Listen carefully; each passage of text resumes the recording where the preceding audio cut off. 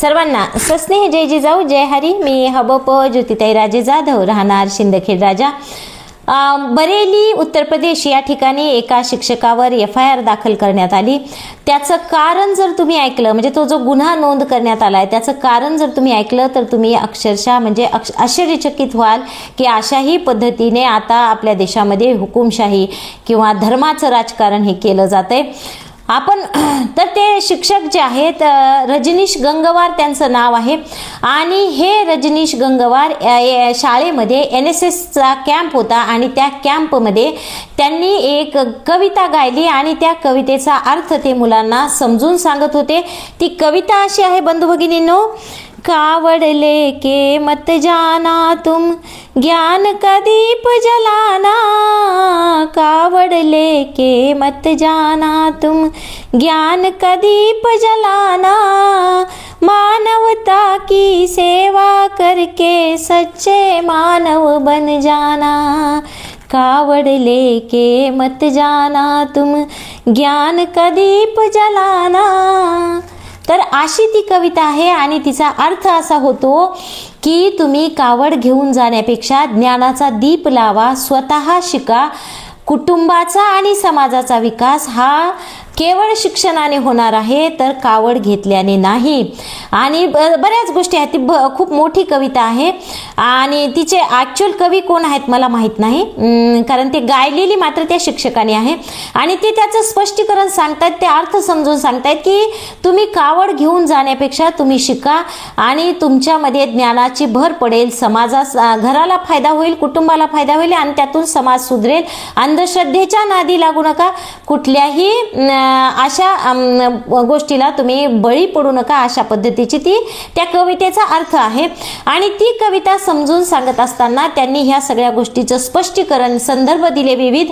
आणि मग त्यामुळे एवढंच नाही तर ते बोलता बोलता असंही बोलले की गंगाजल घेऊन जाऊन कुणी कलेक्टर झालेलं नाही, किंवा कावड घेऊन गेल्याने तुम्ही आतापर्यंत ऐकलं असेल की कुणी कलेक्टर झालेलं नाही. हे एक वाक्य त्यांच्या त्या संपूर्ण भाषणामध्ये आहे, त्यांच्या त्या लेक्चरमध्ये आहे, म्हणजे जे काही ते देत होते त्या ठिकाणी भाषण, तर त्यामध्ये ते एक वाक्य आलेलं आहे.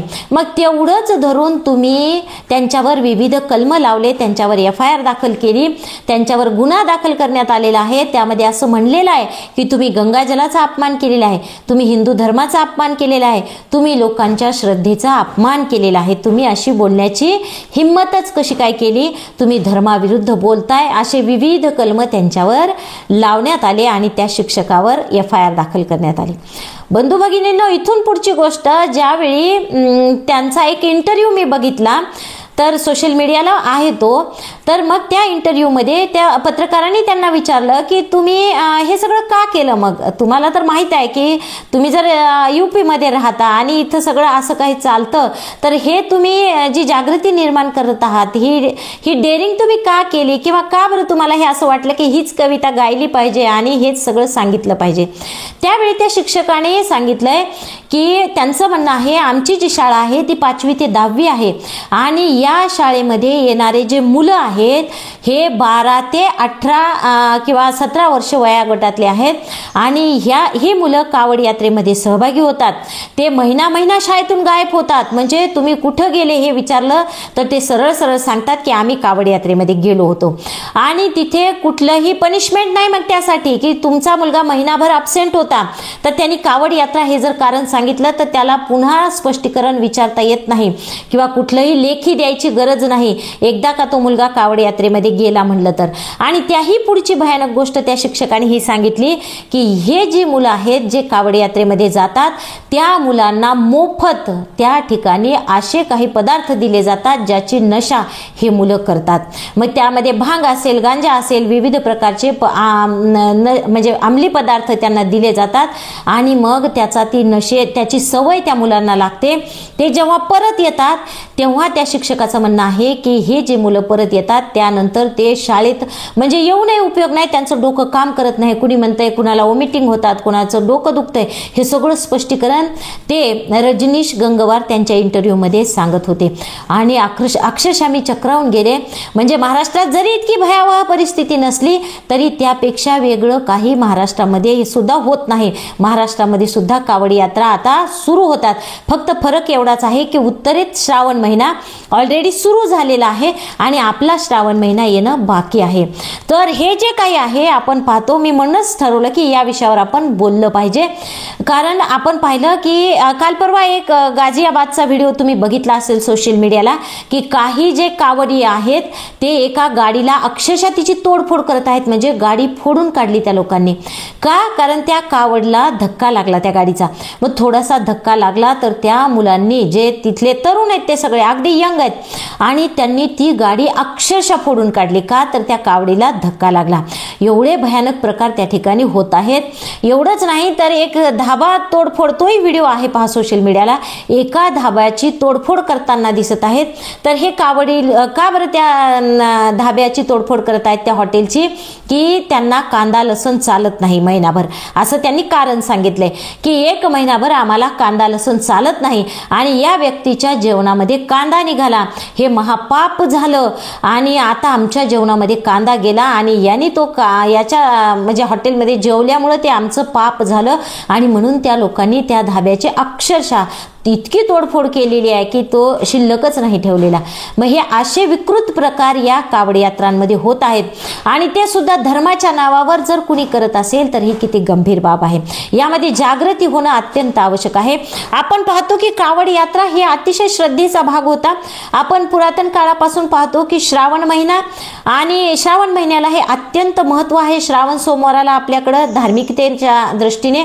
तर पूर्वी काय असायचं की लोक स्वतः म्हणजे पायात काही न घालता अनवाणी हरिद्वारला जायचे, कुठलेही पादत्राण न घालता अगदी हरिद्वारला जायचे आणि हरिद्वार मैलोन मैलचा प्रवास करायचे आणि हरिद्वारवरून ते गंगाजल घेऊन यायचे आणि आपल्या गावात आल्यानंतर त्या गंगाजलाने महादेव मंदिरामध्ये अभिषेक करायचे.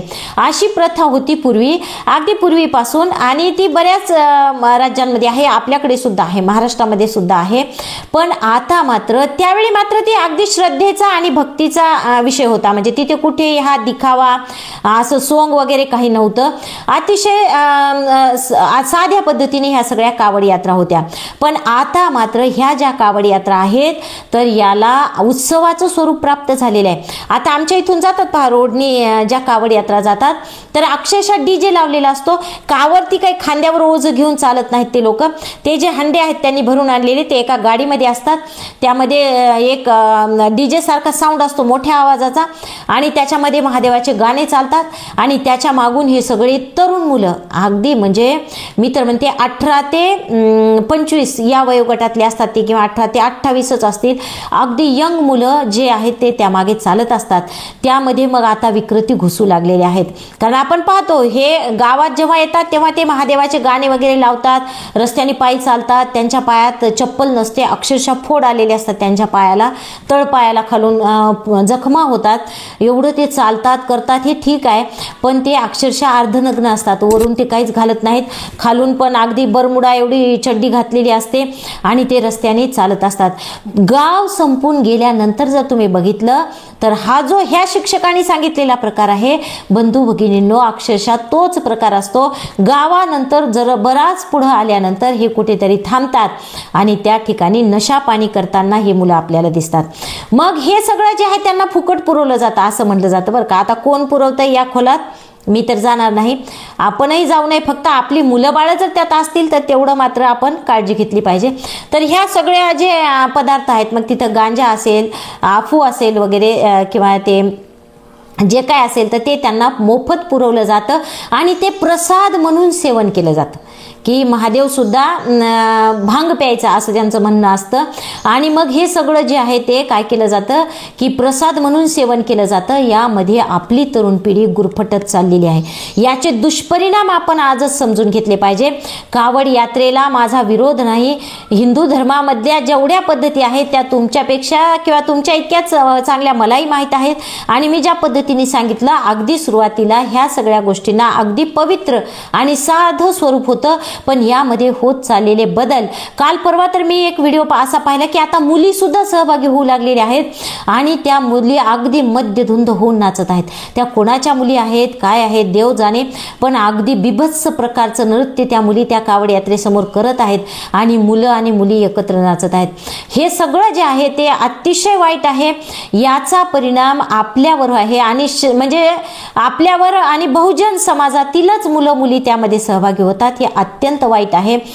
ज्या वयामध्ये तुम्ही करिअर करण्याचं वय आहे तुमचं 18 ते 25 किंवा 18 ते 28 म्हणजे करिअरमध्ये काहीतरी करण्याचं, करिअरमधून स्वतःचं आयुष्य घडविण्याचं, आईवडिलांसाठी काहीतरी करण्याचं, घर किंवा आईवडिलांचं स्वप्न साकार करण्याचं, समाजासाठी काहीतरी करण्याचं, या वयात ही मुलं अशी जर भरकटली तर यावर काय होईल, याचा दुष्परिणाम काय होईल ते आपण समजून घेतलं पाहिजे. आणि आपली मुलं बाळं जर अशा गोष्टींना बळी पडत असतील तर त्यापासून ते वाचवले पाहिजे. आपल्या वारकरी संप्रदायात म्हणलं जातं की नटखट यावे आणि शुद्ध होऊन जावे. म्हणजे कुणीही या, तुम्ही कितीही वाईट असा, नटखट यावे, शुद्ध होऊन जावे. वारकरी संप्रदायामध्ये जर तुम्ही येत असाल, आषाढी वारीमध्ये जर तुम्ही येत असाल तर तुम्ही कितीही वाईट असा, तुम्ही कितीही नटखट असा, पण इथं आल्यानंतर तुम्ही शुद्धच होऊन जाणार आहात. हा फरक आहे.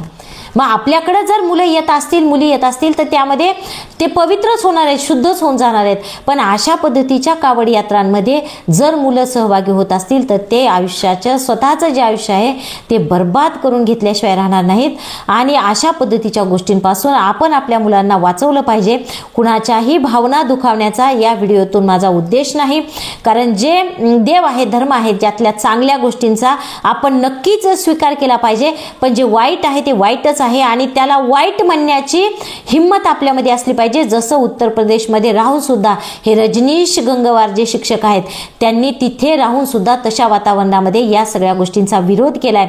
त्यामुळे वाईटाला वाईट म्हणण्याची हिंमत आपल्यामध्ये निश्चितच असली पाहिजे. तर बंधू भगिनींनो, आपल्या चॅनलचं नावच प्रबोधन पहाट आहे, त्यामुळे आपण प्रबोधन करत राहणार लोकांचं.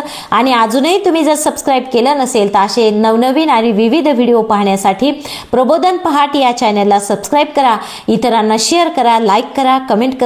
या ठिकाणी थांबूयात. रामकृष्ण हरी.